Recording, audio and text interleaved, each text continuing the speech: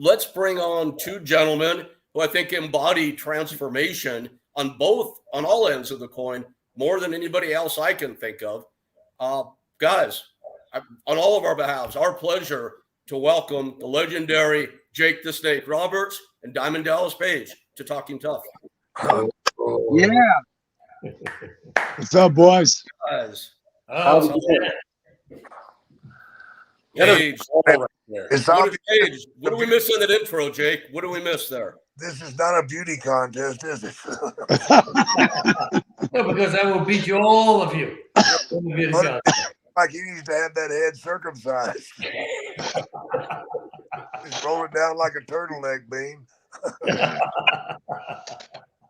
What a nice thing to say. The opening of the show. Jake the Snake. I'm talking about snake.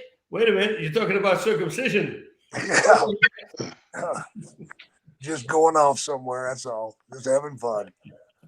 That is a legendary mustache, and I'm like a kid in the candy store. I've watched DDP from the recovery of the neck injury to Jake the Snake Roberts bringing out the snakes.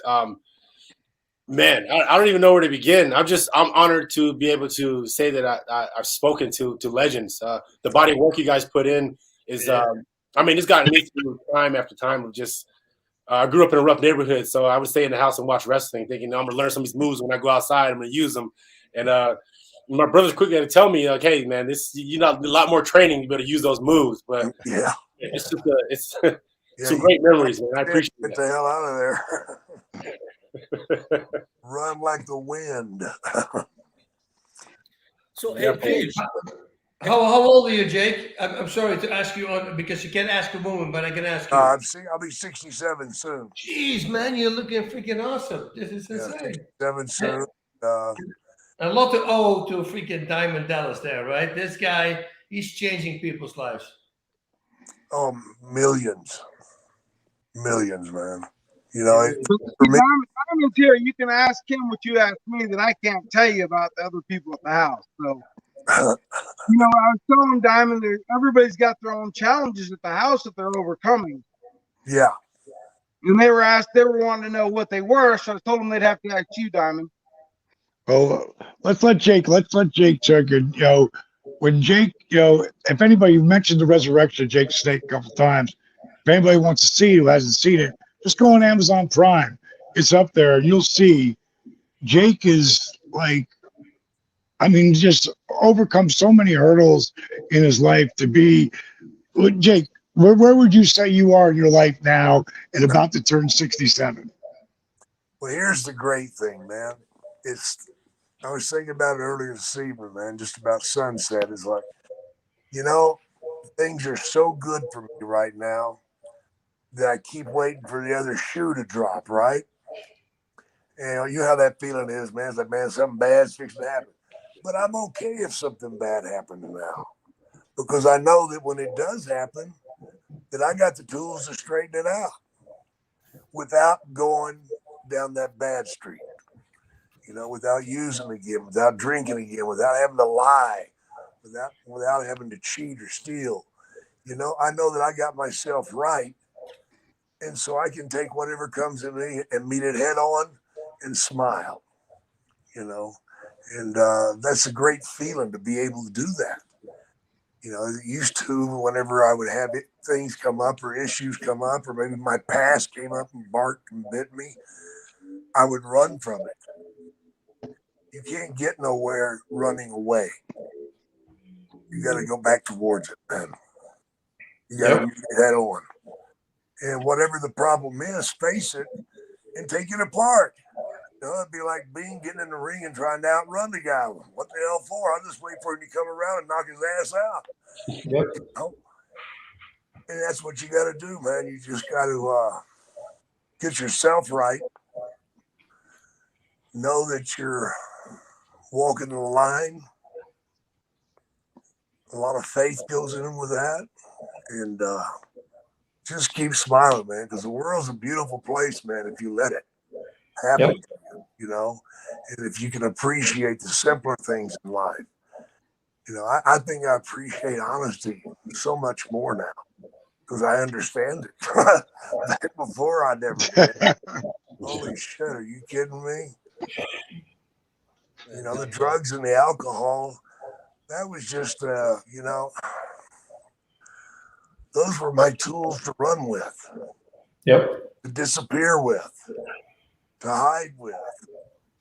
And the things that happened to me early in my life that scarred me, you know, I never wanted to bring those out. I never wanted to talk about them. You know, and I encourage anybody out there, if you want to get better in life, you need to start talking about what your real problems are, about that pain. Because the only way you can beat it is by exposing it to the light. Accepting it. Yeah, Yep. accept it. It happens. Get over it. You know? Okay. You know, and you'd be surprised once you start sharing how many other people are just like there's Everybody. the same damn problems. What was it, Jake? With you, you know, now you said, okay, you need to talk about it. What was Yeah, it really that set you on the wrong path? it was my beginning in life.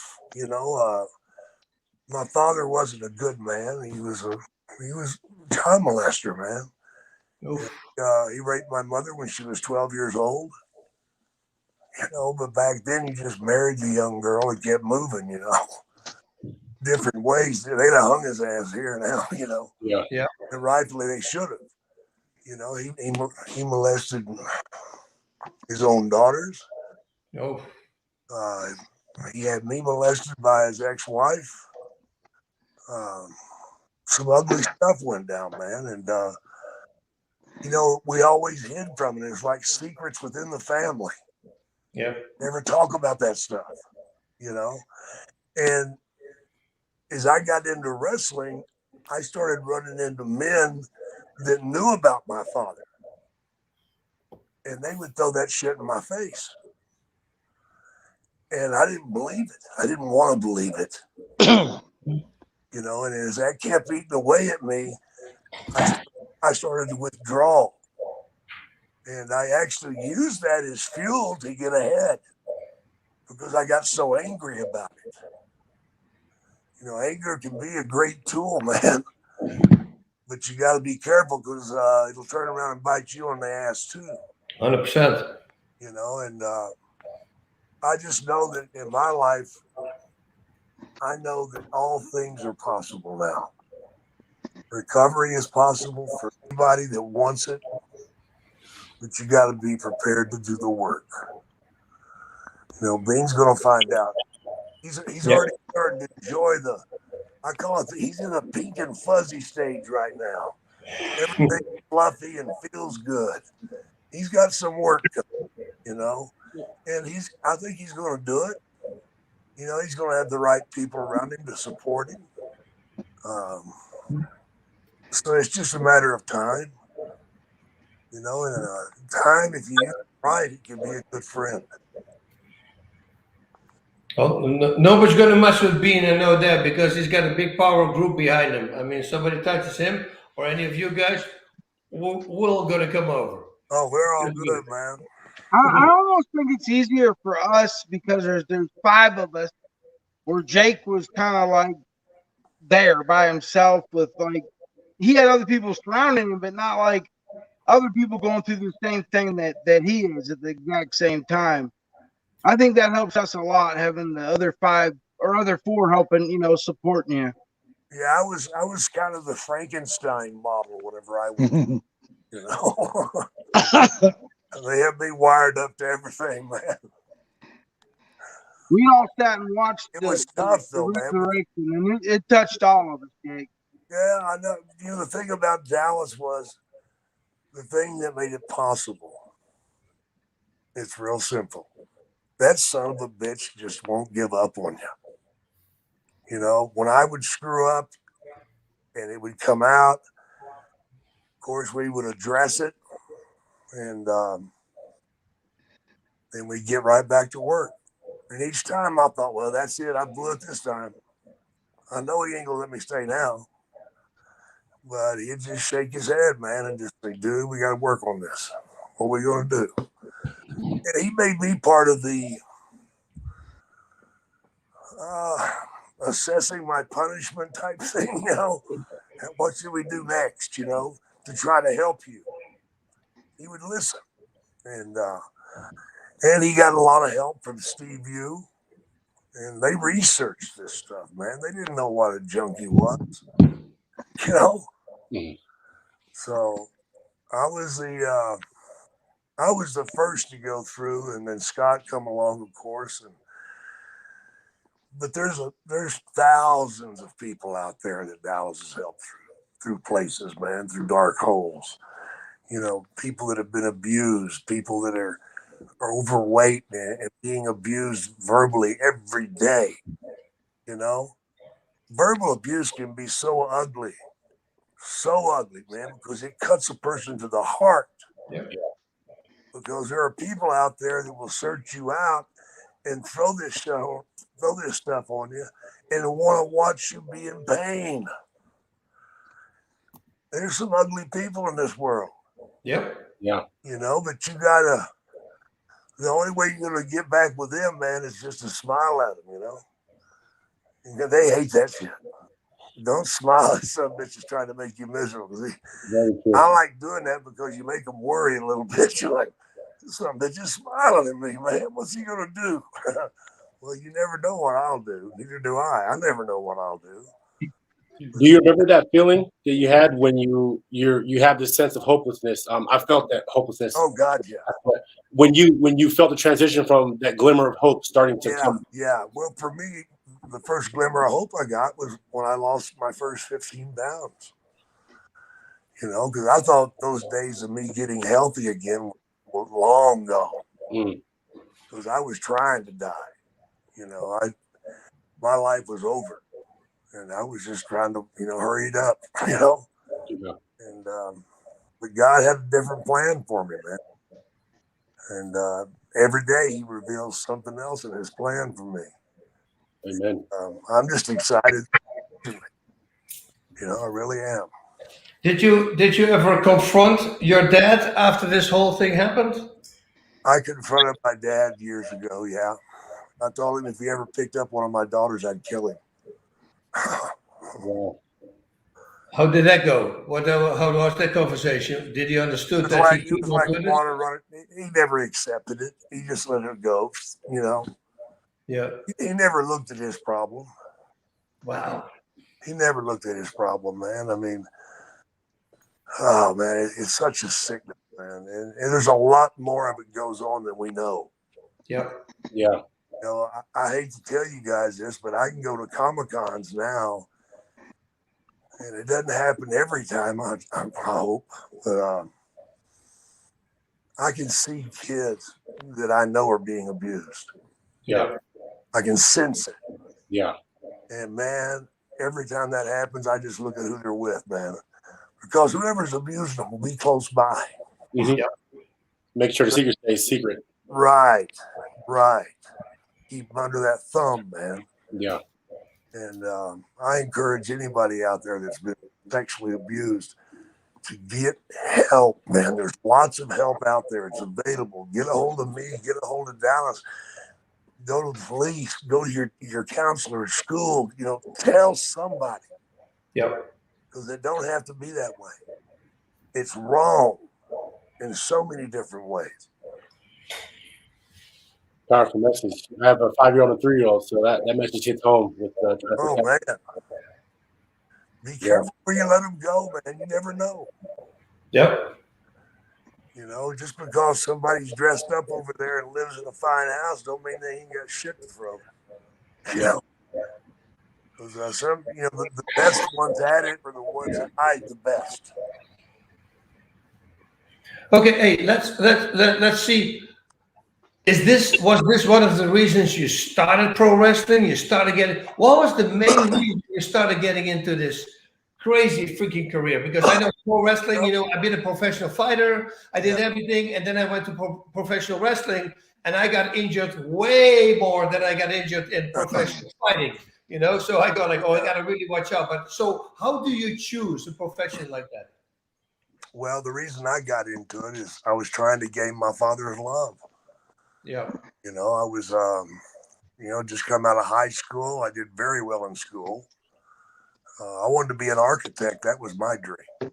I loved drawing, looking at homes and houses and buildings and the shapes and everything, man. It was so beautiful. But that's what I wanted to be. But I came out of high school and my father never attended anything I ever did. He never came to a ball game. He never went to graduation or anything like that. And I'd see him once or twice a year, for about a day and a half. Then he'd be gone again. And any child, man, regardless of what you're going through, they always have this dream of daddy saving them. And I wanted my dad to be proud of me and hoist me up on his shoulders and bring me in, because I knew I was on the outside of what was going on. I knew I wasn't the focus of his focus. So I went to visit him and told him that I was going to go into, try to go to college. And he's like, well, I hope you don't want anything from me, Okay, why would I want anything from you? You haven't given me anything your whole life, And, a couple of nights later, youth, ignorance, and alcohol got into it. And my brain told me if I wanted my dad to be proud of me, that I needed to challenge one of those wrestlers. And I did. And this guy beat the living crap out of me. He stretched my ass, man.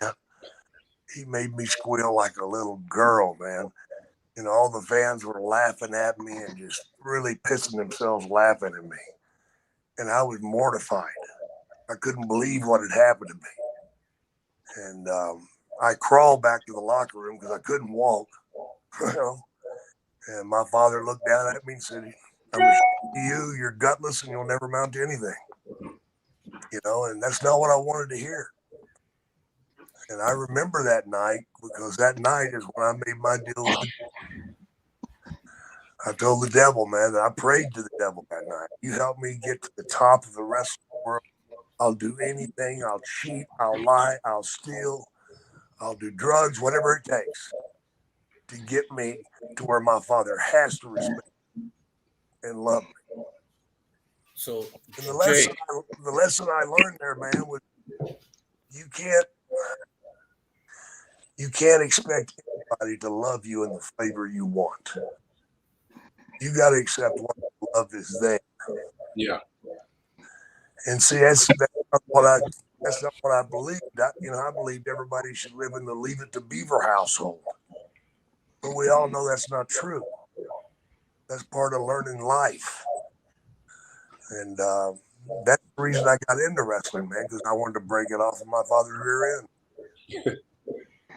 And, he never told me, not once, that he was proud of me in my career. He would tell other people he was proud of me, but would not tell me. And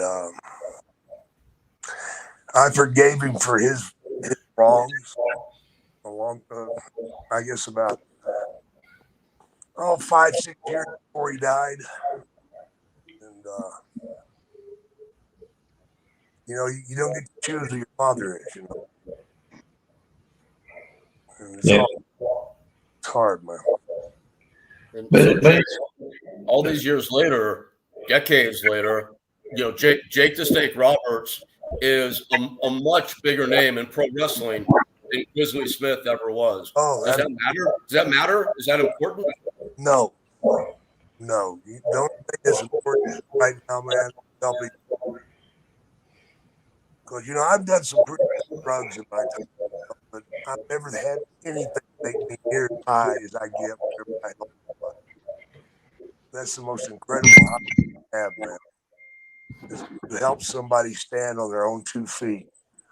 When you help somebody get better.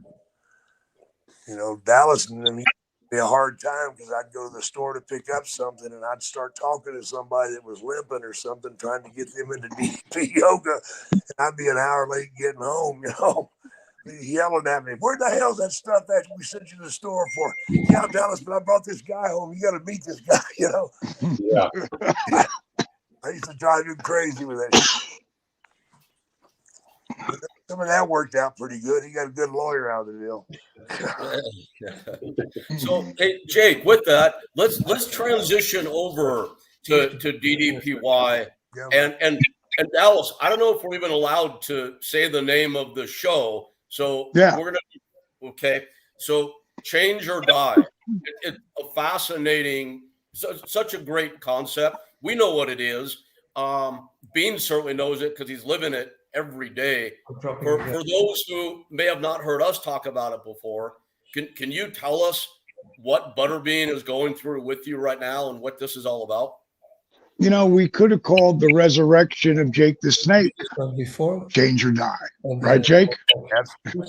You know, the concept is it's bringing 5 different people together. It's not a reality show. It's a docuseries. Jake, when we started filming Jake, it was a documentary. And we had cameras in the ceilings and people running around, and it was in my house. And we just filmed it as it went. And we caught about 80% of the really amazing shit that went down. And Steve Yu, who's a director and he runs my company, he took 500 hours in Resurrection and channeled it down to 93 minutes of just unbelievable magic, because it's about addiction.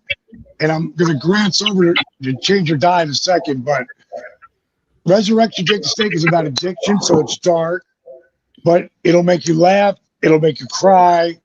Most importantly, it'll inspire you.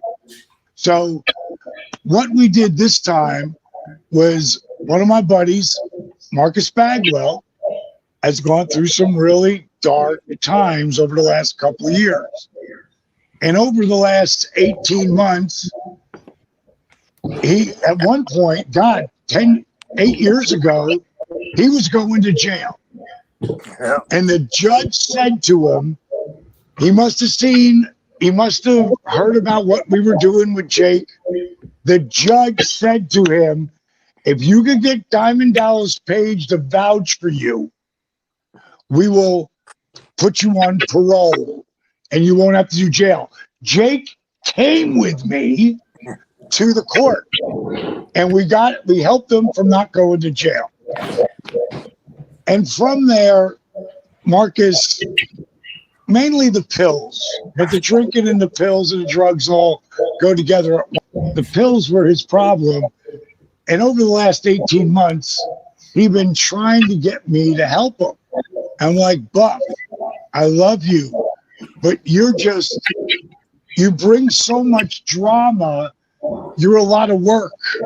So I'm working on this idea of Change or Die, which is a show we're going to take it back to the same crib that Jake went through. And if you're willing to wait, when it happens, I promise you'll be the first guy in.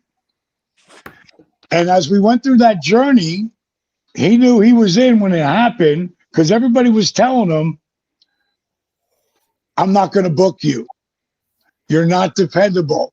If you can get Dallas is okay, we'll look at you.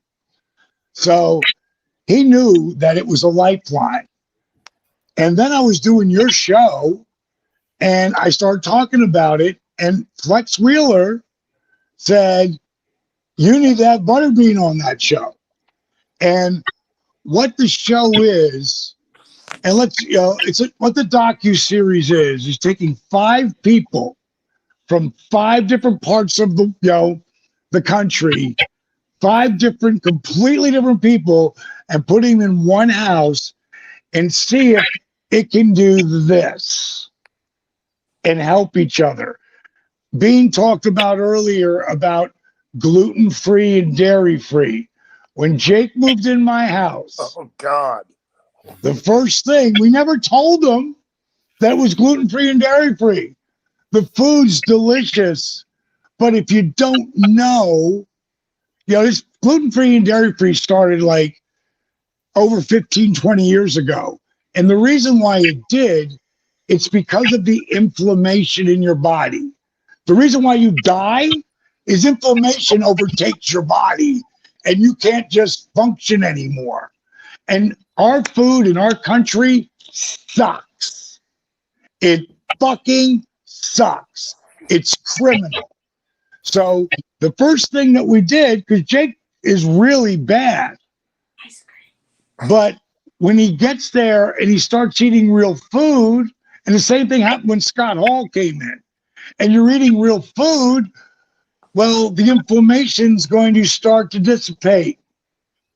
And you're going to start feeling a little bit better and have a little more energy. And you're not going to be as, it's not going to hurt as much to do simple reach up in the touchdown. Like just reaching your arms over your head. Because a lot of my buddies, they can't go past here. But before you know it, they can do here and then here, and that might be it. But it's movement. It's not just stretching. It's stretching and strengthening muscles, ligaments, and tendons. So that's what the workout is that we teach them, because my workouts start off in bed. Well, no one had to be in bed here, but 4 of the 5 people had to start sitting in a chair. And then eventually got off the chair and started to use the chair. We only have one person who doesn't have to use the chair right now. Biggest Loser. It's about weight loss, but it's not. But it's about weight loss. It's about The Apprentice with the challenges, but it's not. It's about intervention, and yes, it is.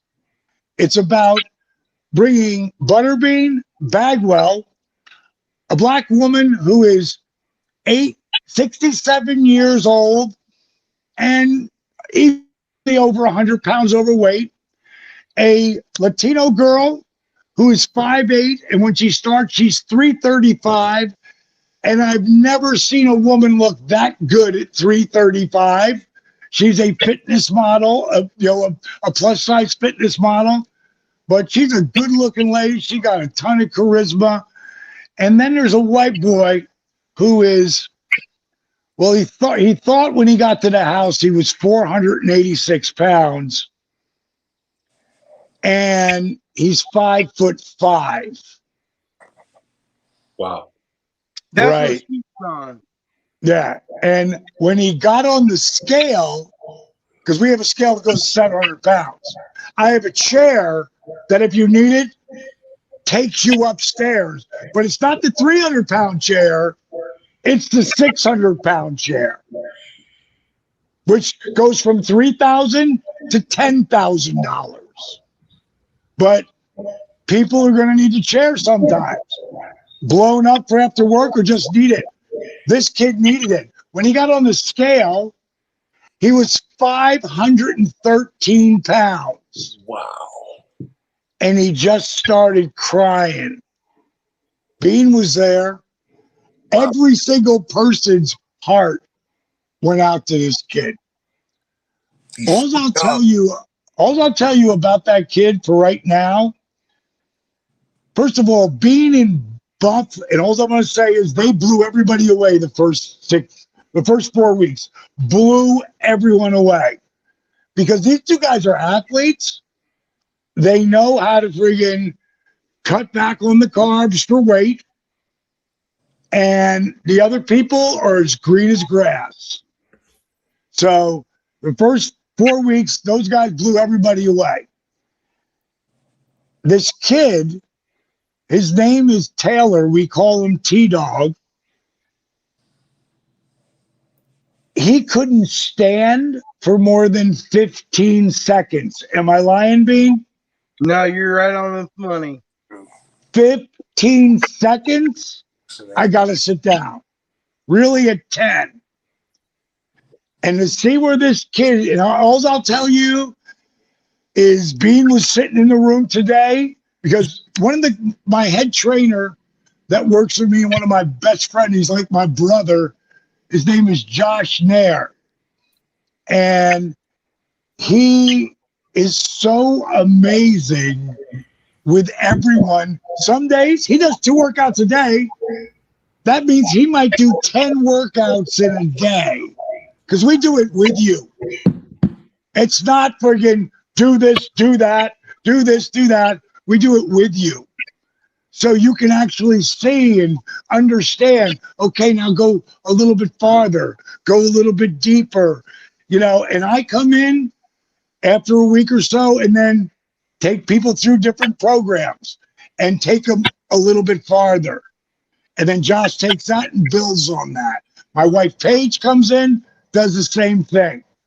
So this kid today, and I just have him, I'll walk around the block.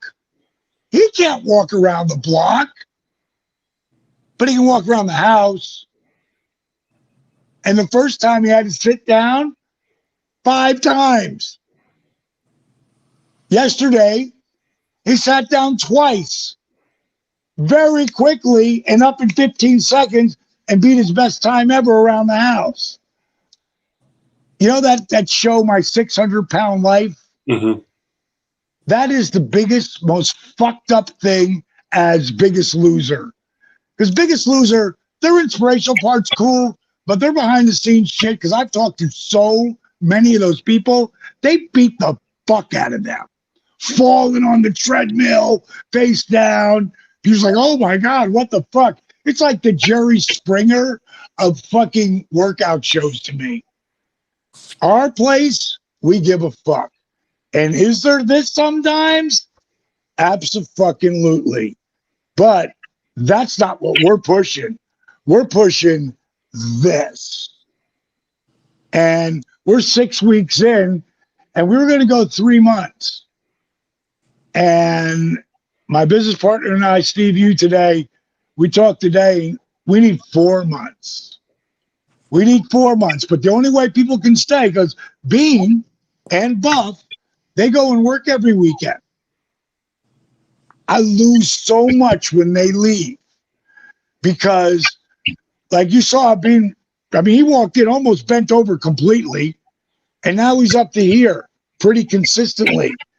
That hip needs to be redone. We took him down to the doctor. We filmed the whole thing. His leg's not like this. So when your foot's out like this, you got to be bent over.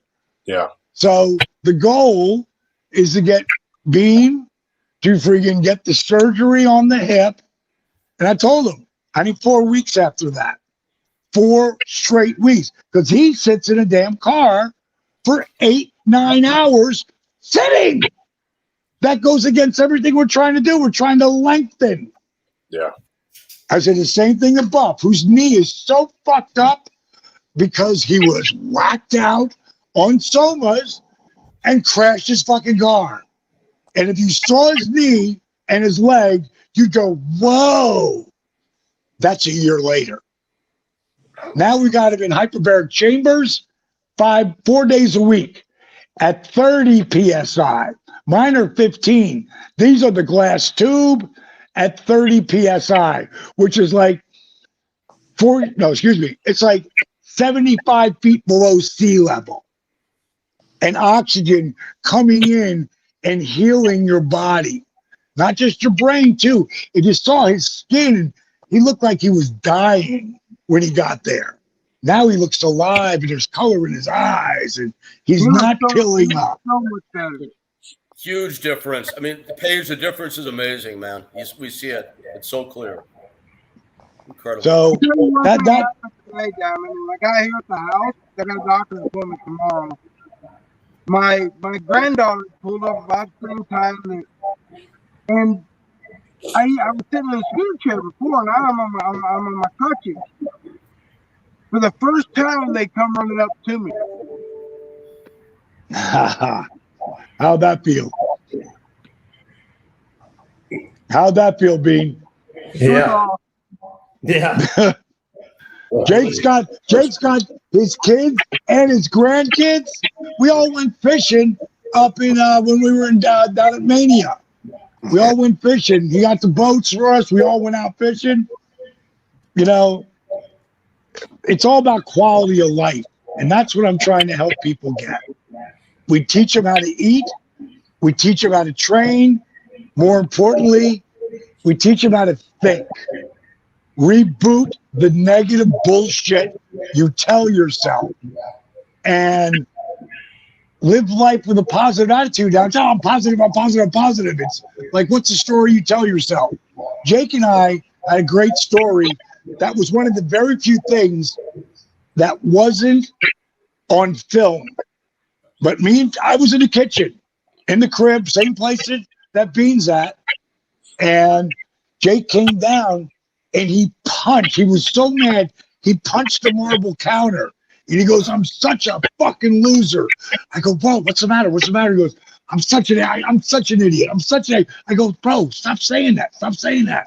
He goes, oh, D. I go, come here. And I walked him into the bathroom.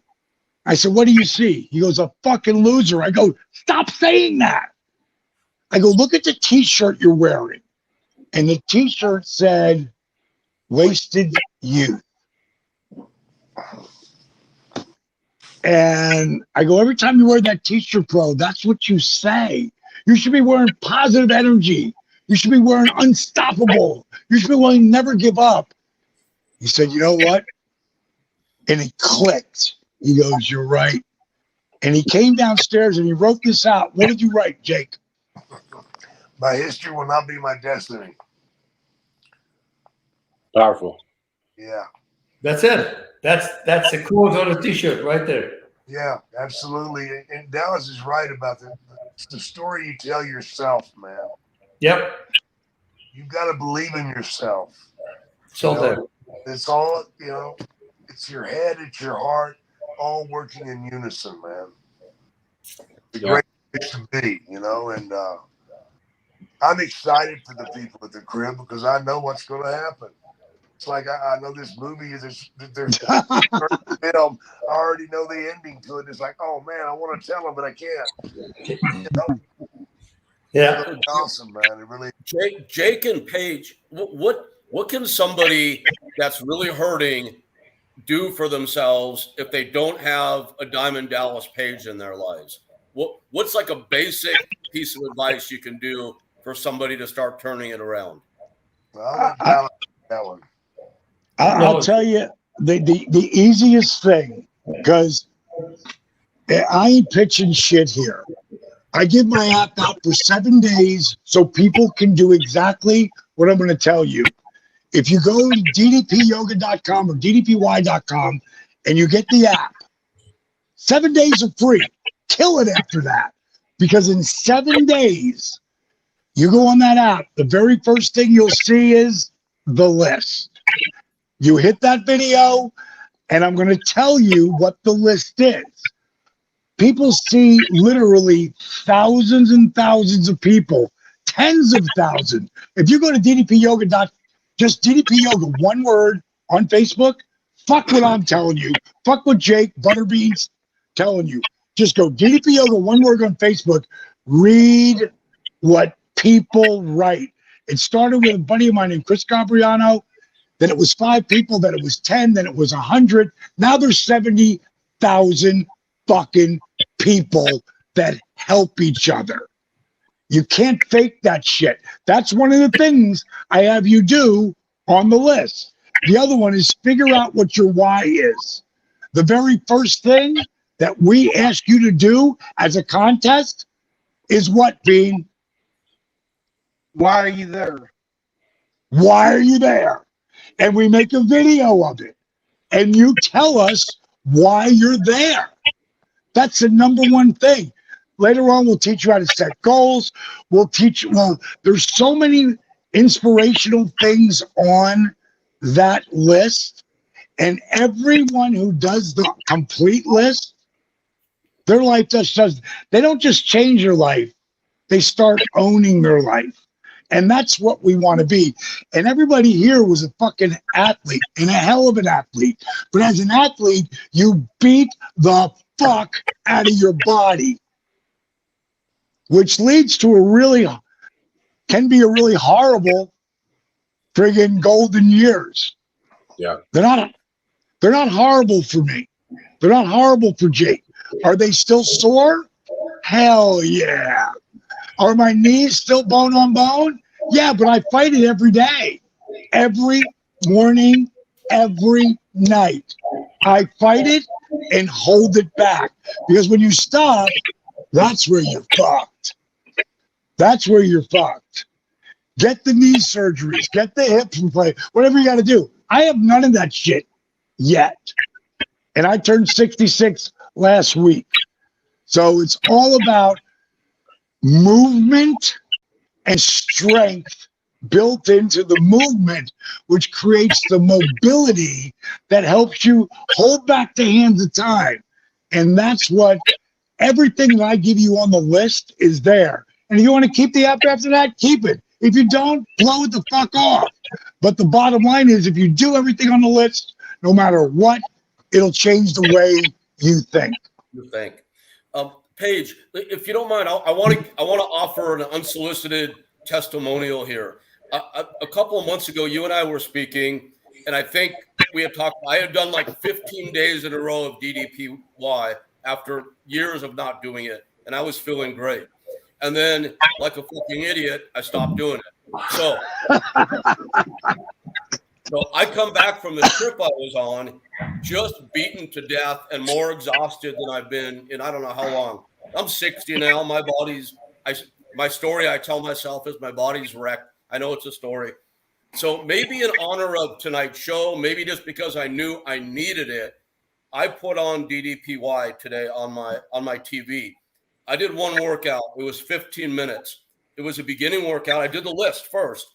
I did the workout, and dude, it reset my entire day, physically, mentally, emotionally, the whole nine.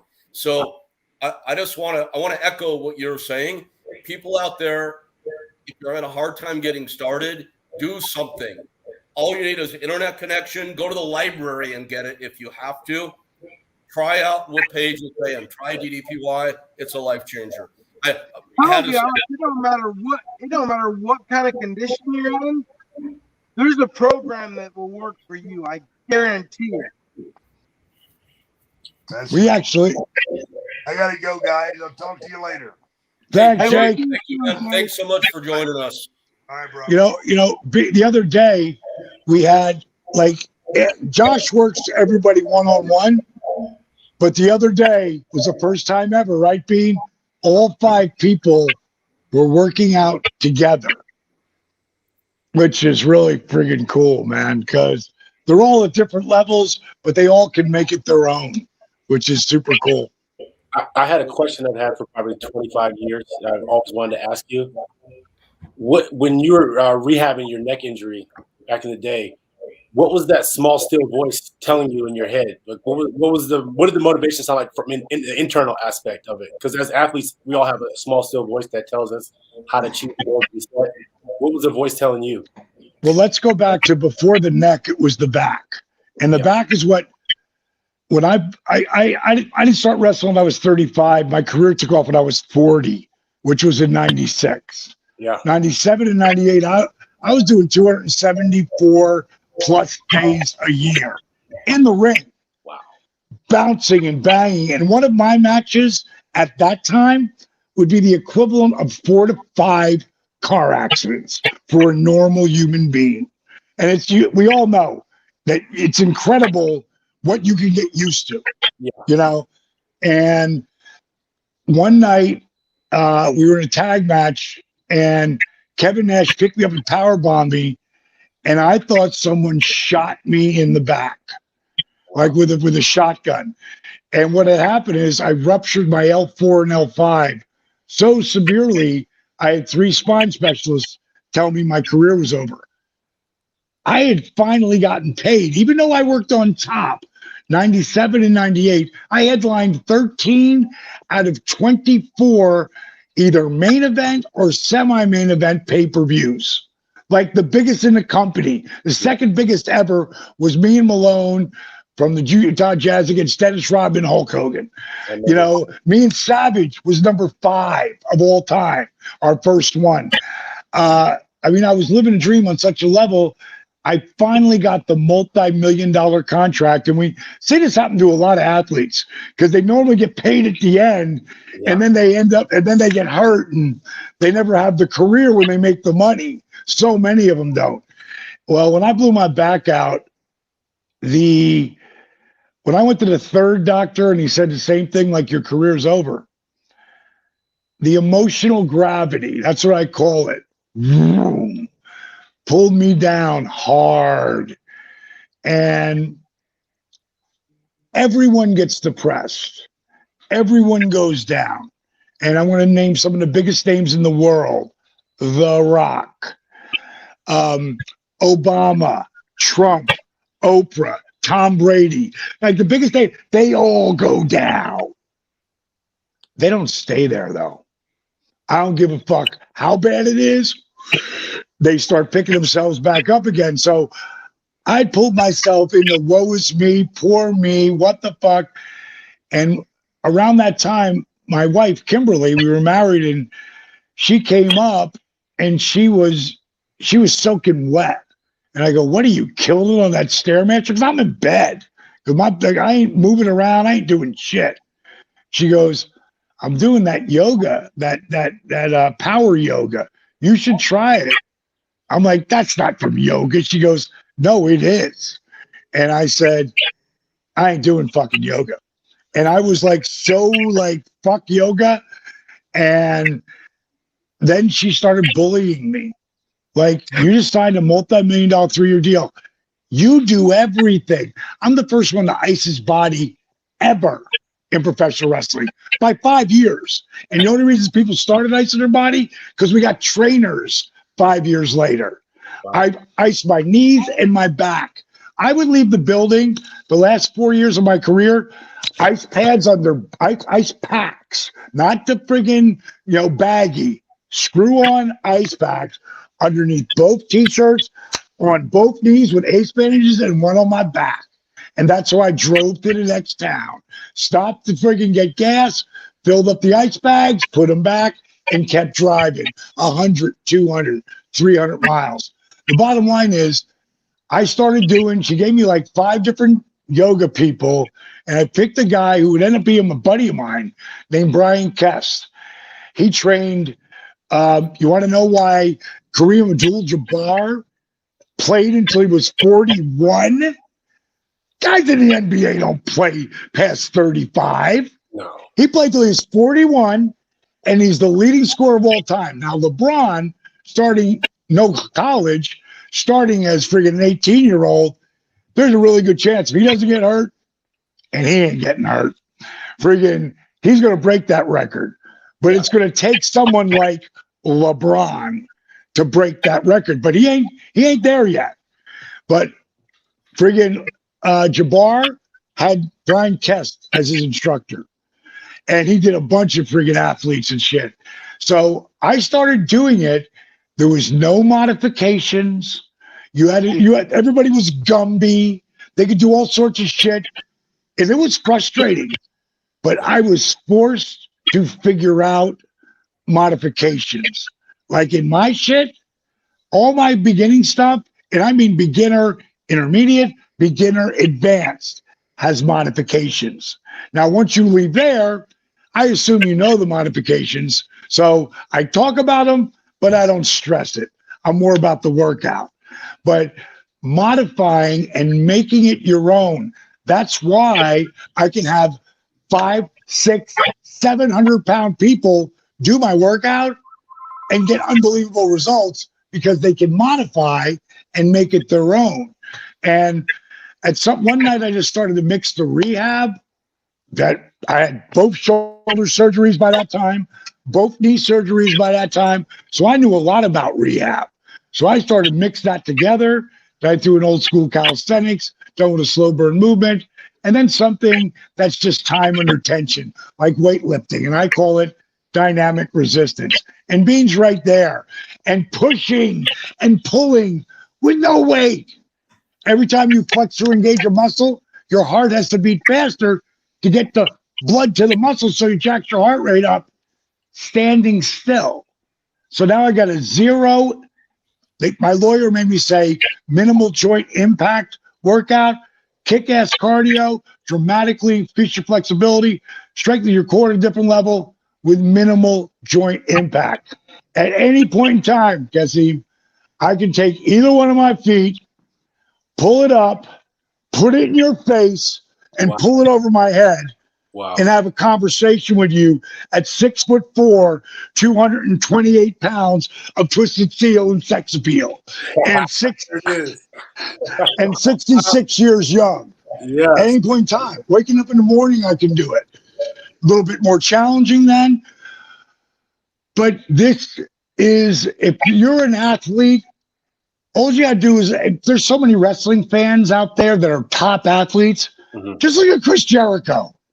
He's 50-1. He just signed another multi-year fucking multi-million-dollar contract. Wow. He's 51. He's been doing my shit since he was 41 when he blew his back out, just like I did. And the doctor said, "You're done." 10 years later, fucker's the most over wrestler. I mean, he's at Ric Flair level at this point. Yeah. Ric Flair having been on top for 30 years. So is friggin' Jericho. So Dallas, you have captained some amazing transformations. Let me put you on the spot for a second. About 3 weeks ago on this show here, Butterbean, who we all near and dear to all of our hearts, really blew me away when he said he wanted to fight Jake Paul. I never thought I'd hear Butterbean talk about getting back in the ring again. Can Bean get back in the ring? Bean knows how I feel about that. You know, at 55, I'm thinking about quality of life. I would never say never, because that's he's one of the toughest sons of a bitch alive, even bent over. He's one of the toughest sons of a bitch alive. So get the hip operation, you know, get straight up and down, you know, be able to do this straight up and down. Then we'll talk about that. You know what I mean? Because I would go into really training Bean at a different level if he was going to go to do that. But we're not there yet. Do I see it as a carrot, something to motivate him? Absolutely. Jake Roberts wanted to be in the Battle Royal, the Royal Rumble. Yep. That was his driving force. They didn't put him in the Battle Royal, the Royal Rumble, but he went in the Hall of Fame. Yep. Way bigger. Yeah. Way bigger. Was one more thing I have to bring up tonight. So Dallas is gracious enough, guys, Kasim, Boss, Bean, I don't know if you know this, but it is his wife Paige's birthday tonight. Right. And Dallas decided to join us, thank you, on that birthday. Is she somewhere near Scott? No, she's upstairs, bro. I was thinking we'd offer You're the doghouse. harmony for happy birthday, but maybe it's not a good idea. Yeah, well, no, when I told her, she's like, "Honey, we're gonna be back in time." Blah blah blah. I'm like, "Are you sure?" And she's like, "No, I'm sure." So Rick was pretty pissed off at me, and I text him back. I go, "Hey, Paige said it was okay. You know, she's good. And if you want me in, I'll still do it. If not, no worries." He wrote back, "You're in." I'm like, "All right."